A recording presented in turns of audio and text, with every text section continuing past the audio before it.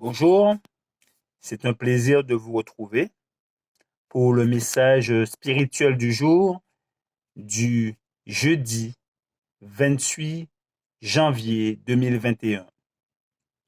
Les souffrances du Christ dans la tentation. Car, assurément, ce n'est pas à des anges qu'il vient en aide, mais c'est à la postérité d'Abraham.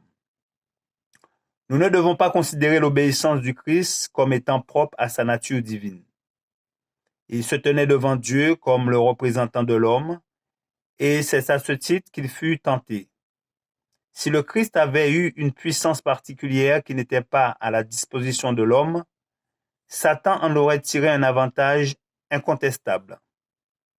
La mission du Christ était de lui ravir sa prétention à la domination de l'homme, et il ne pouvait le faire qu'en venant comme un homme tenté et obéissant comme lui. Puissions-nous comprendre la signification de ces paroles?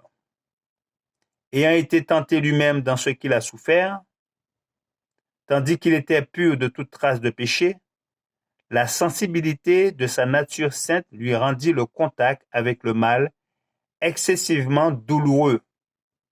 Cependant, il affronta un combat singulier dans la nature humaine qu'il avait revêtue, l'ennemi suprême qui cherchait à lui ravir son trône.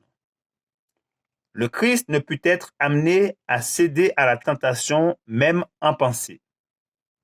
Satan cherche dans le cœur humain quelques endroits où il puisse s'introduire un désir mauvais et entretenu sur lequel les tentations exercent leur pouvoir.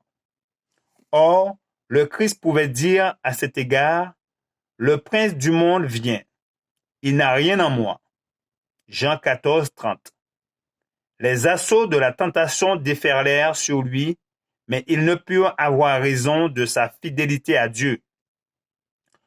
Tous les disciples du Christ doivent rencontrer le même ennemi, rusé, qui attaqua leur maître.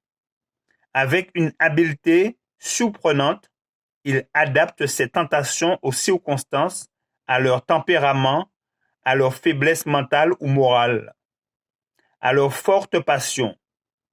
Il flatte les oreilles des enfants, des hommes et fait briller devant eux des plaisirs, des gains ou des honneurs mondains. Toutes ces choses, je te les donnerai si tu te prosternes. Nous devons regarder au Christ, résister, prier, supplier comme lui si nous voulons, de même que lui, remporter la victoire. Quel beau message! Merci de votre attention.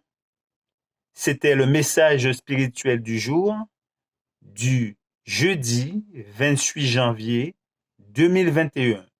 Que notre Créateur nous garde et nous bénisse. C'est là ma prière pour vous. Je vous dis à très bientôt.